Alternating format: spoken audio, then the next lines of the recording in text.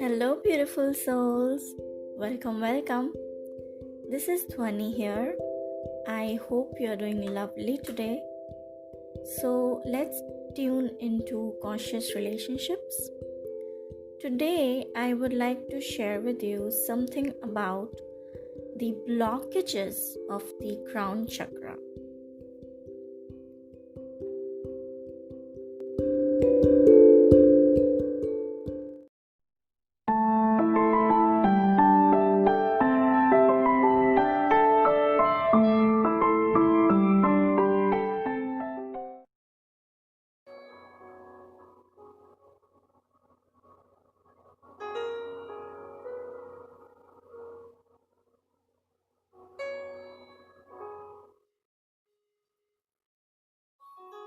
The crown chakra is at the top of our head and connects us to the divine and higher consciousness. It's associated with knowledge, thought, and understanding. When we are in alignment with our seventh chakra, we live in the present moment with a strong trust in our inner guidance. When it is in a balanced state, we have the ability to perceive, to analyze, and assimilate information. We are intelligent, thoughtful, and aware. We are open minded, able to question, spiritually connected. We have wisdom and mastery and broad understanding, ability to see the bigger picture. And when it is in an imbalanced state and in the deficient spectrum, we experience spiritual cynicism, learning difficulties, rigid belief systems, apathy, excess in lower chakras, that is, too much of dependence on materialism, greed, domination of others. And when we are in the excessive spectrum of an unbalanced seventh chakra, we over intellectualize things. That is, we use too much of our mind where it is not even necessary, where actually we are supposed to follow our heart or intuition.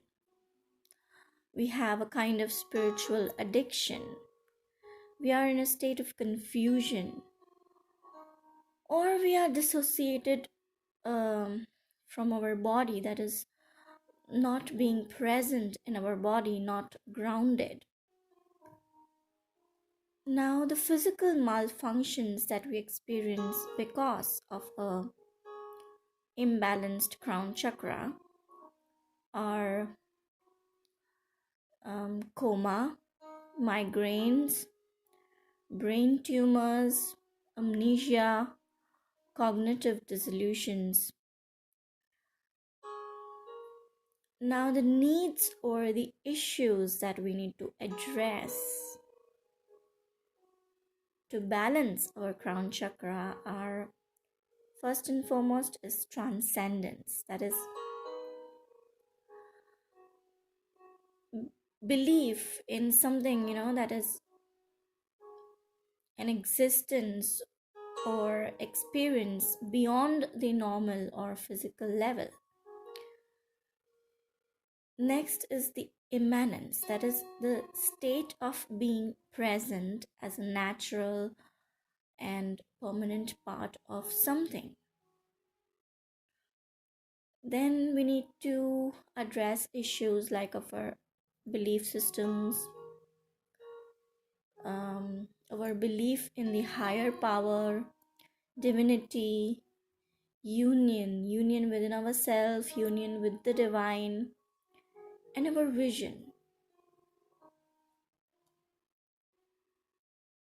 Now, how this crown chakra is developed is by learning basic rights, that is, to know and to learn. That is the basic right of the crown chakra.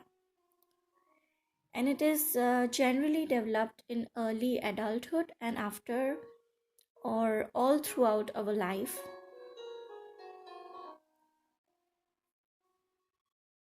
And when we assimilate knowledge and our wisdom is developed, the crown chakra is naturally in a developing stage.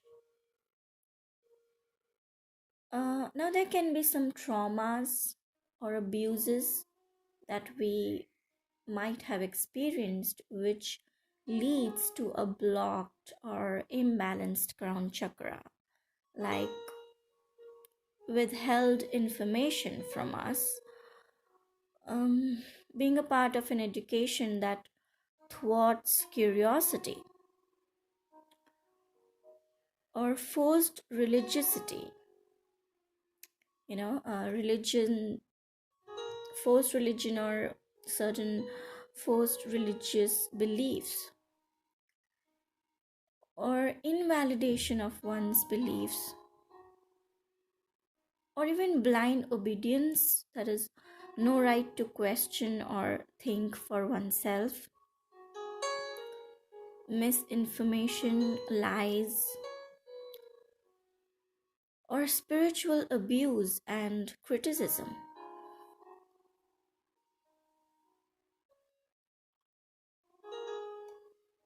Now, this was certain basic information. Now, I would like to share with you certain aspects of the crown chakra. The first and foremost aspect is self knowledge.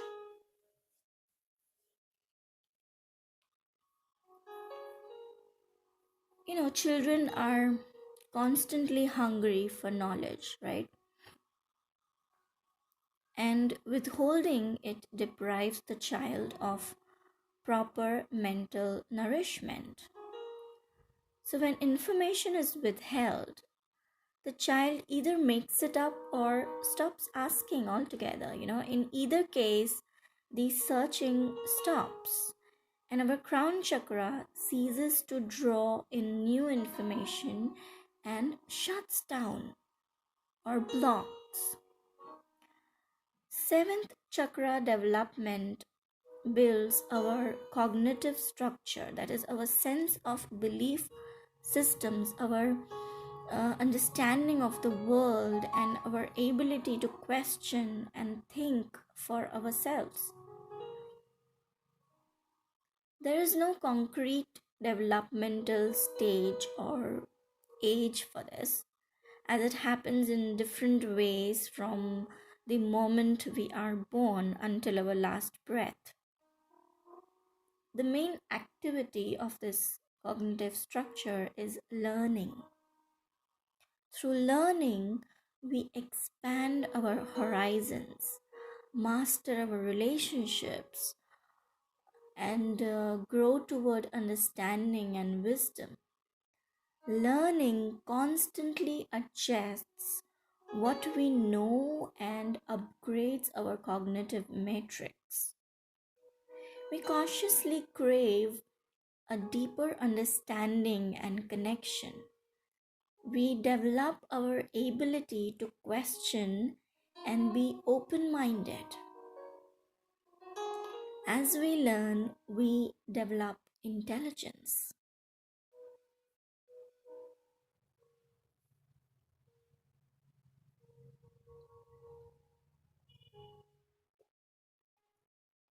Now, the next aspect of the crown chakra is attachments.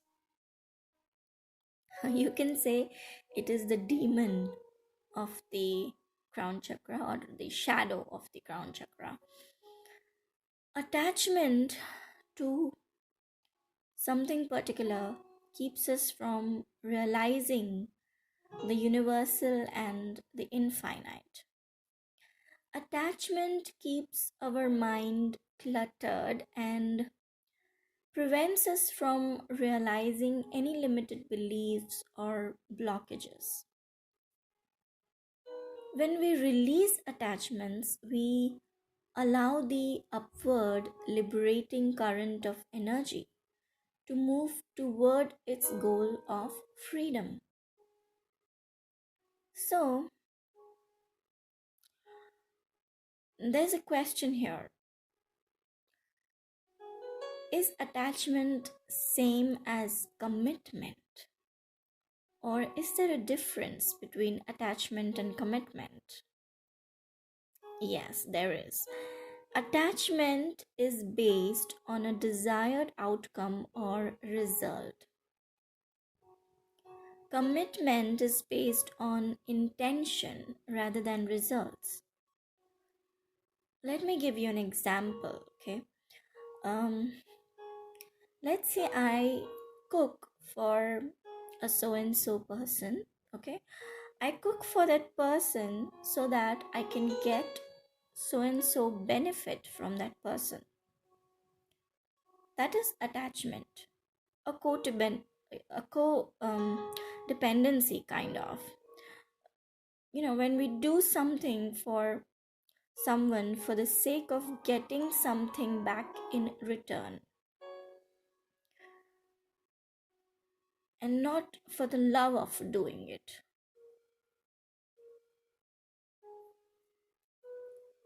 Now, for example, if I cook for a person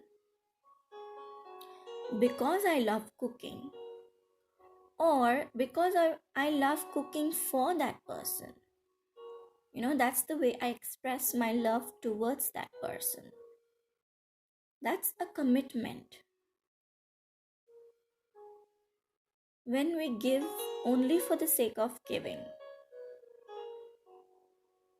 of course we can benefit from it, but we are doing it because we love doing it.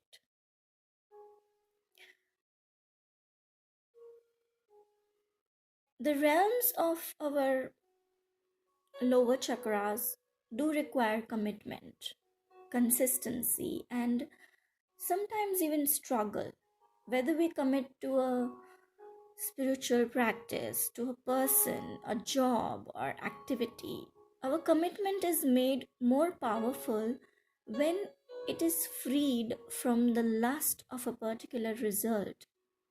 When we release attachments, it leaves us free to commit more fully. Even when it becomes difficult or challenging, sometimes it does, right? So be sure to examine your attachments by asking yourself, what things am I attached to? Who am I attached to? Why am I attached to? What is it about them?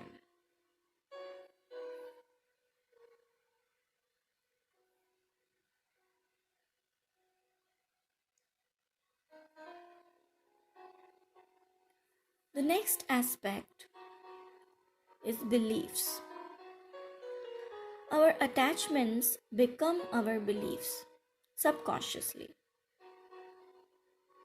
For example, if I'm cooking for a person and I'm expecting, let's say, a gift in return from that person.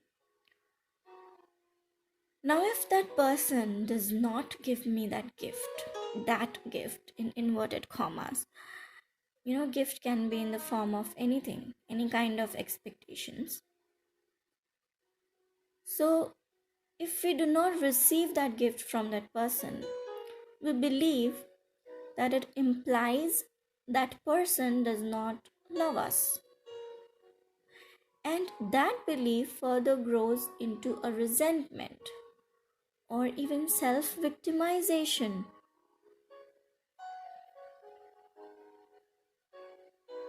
Like I'm giving and I'm not getting anything in return.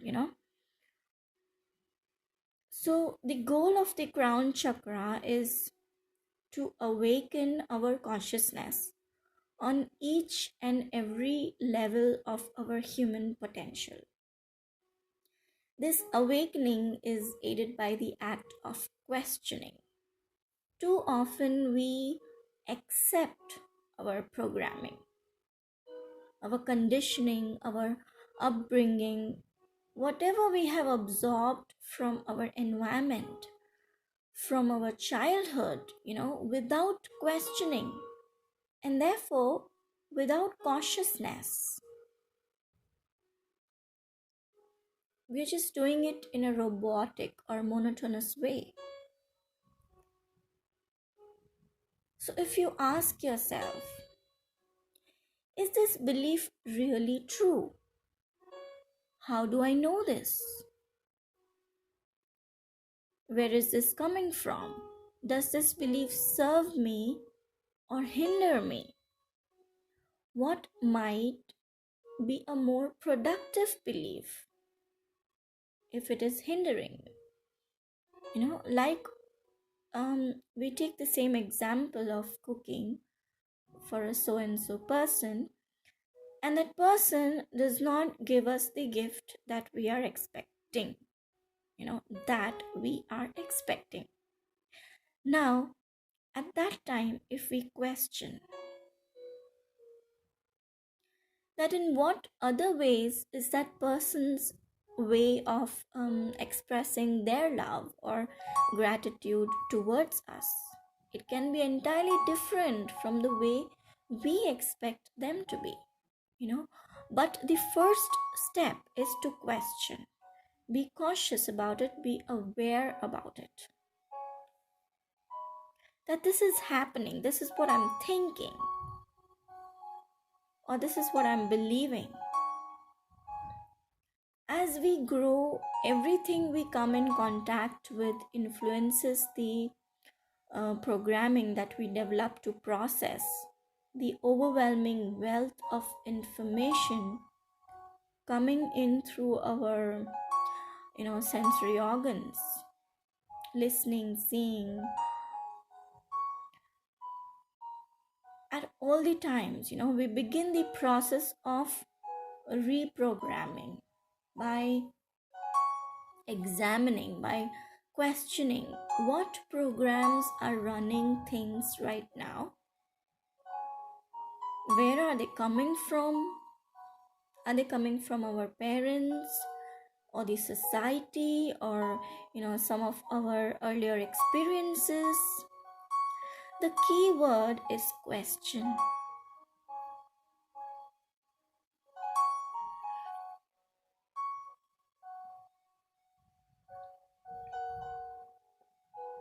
Other aspect of crown chakra is universal identity. In the crown chakra, we find our universal identity. The more our consciousness expands, the larger our identity becomes.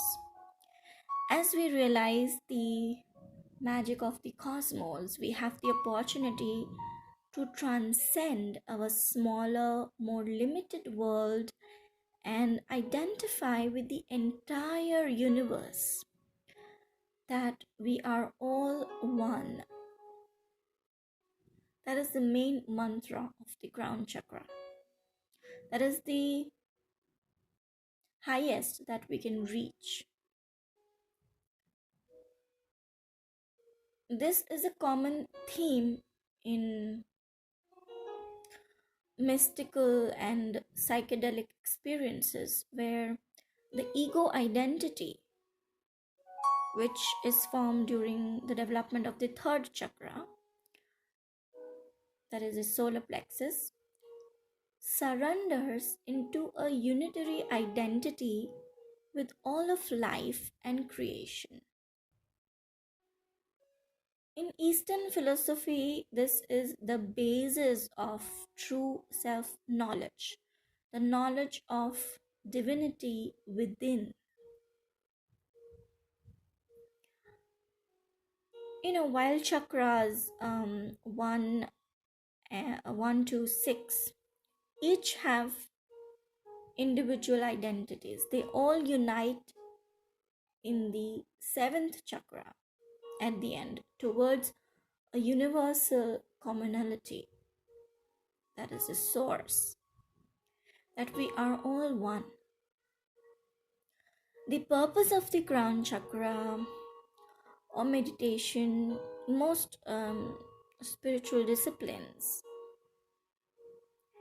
is to break through the binding with the smaller identities and to achieve realization of the universal identity. Now, this does not deny the reality of the smaller identities. It just means we see them as important roles to create the integrated whole. For example, in this lifetime, I am a daughter, I'm a girlfriend, I'm a woman, I'm a wife, I'm a mother, I'm a grandmother. These are all smaller identities, right? The bigger identity is that I am a human being. Now, that does not mean that all these roles are unimportant. No, these roles are equally important because I have learned and gathered experiences from each role, and the sum of all those is what makes me what I am today, right? The same applies for pleasant and unpleasant experiences in our life. If we reject the unpleasant experiences and only value the pleasant ones, that would be just a part of us. We are rejecting the other part of us by not valuing the unpleasant experiences, because the sum of both would actually make us who we have grown to be today. Let's say if we expand this further, in this lifetime, I am a human being. In previous lifetime, I was a dog. In previous than that, I was a pigeon. So the bigger identity is that I am a spirit, a soul. I am an extension of the source energy, the divine, right?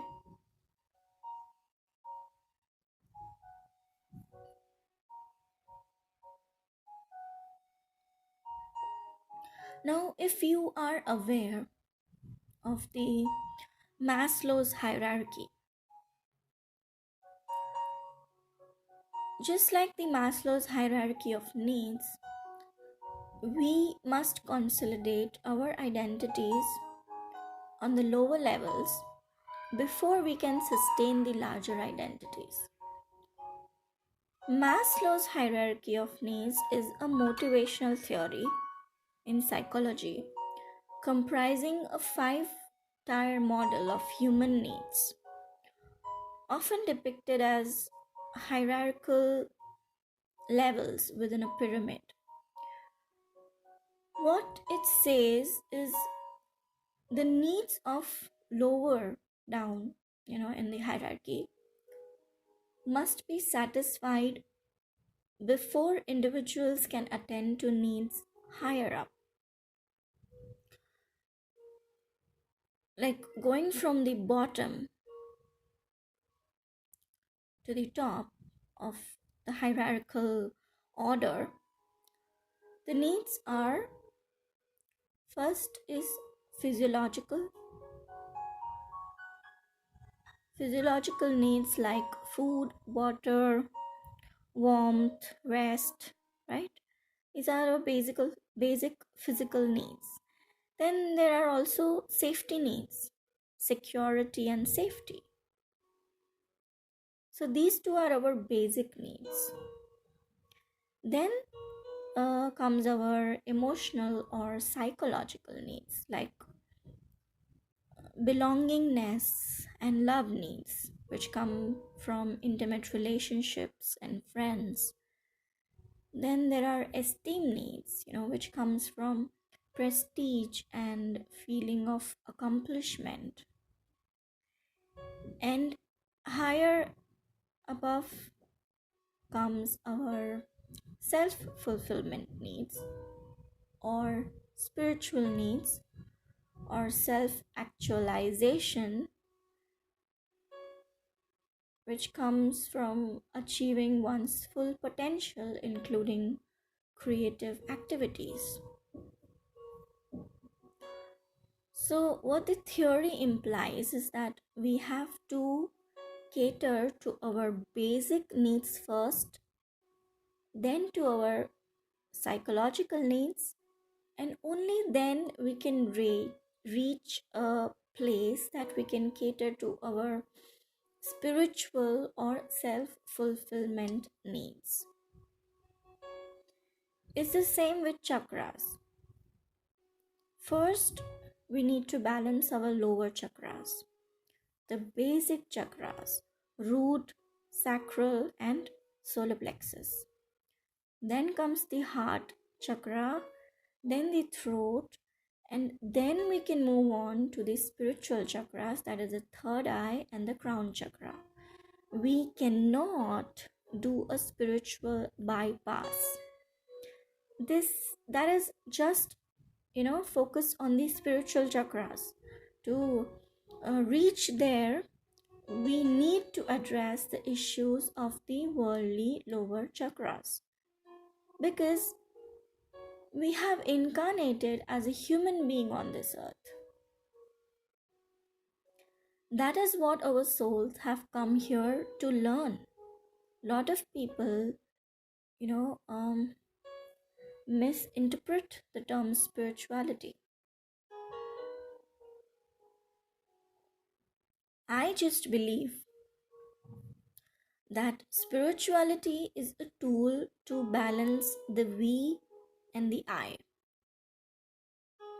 Balance the concept of being a part of the unity without getting lost, and also maintaining the individuality. Means being the part of the society without neglecting my own individual beliefs and desires. Some people become so much rigid about the society or their environmental rules and age old practices that they are not able to discern what is serving them truly anymore and what is not serving them.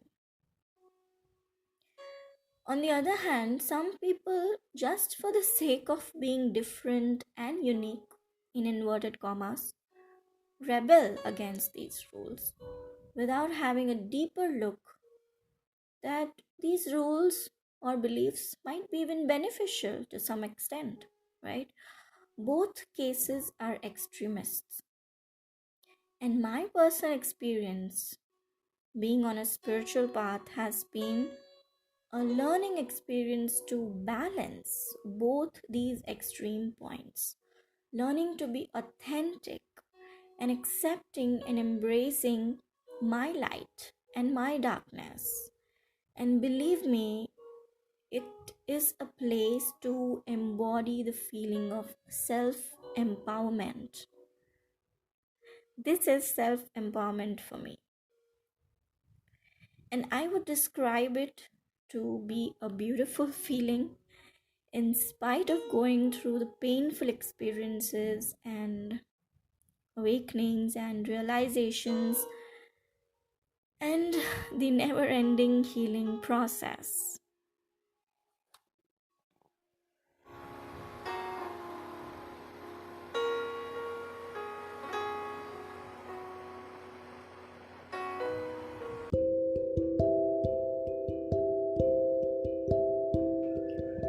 Well, that was all for now. So stay tuned till my next episode. The purpose is to share and spread love. God bless you in your beautiful journey of life. And please share this episode so that more and more people can benefit. And click the subscribe button and especially the bell icon for my YouTube viewers so that you get notified every time I upload a new episode. And you're more than welcome to join our Facebook group, Conscious Relationships, or follow me on Instagram, Conscious.Relationships. The link is in the description box below or in the About section. Okay, so I'll leave you with that. Thank you so much for listening and have a good time. Bye-bye.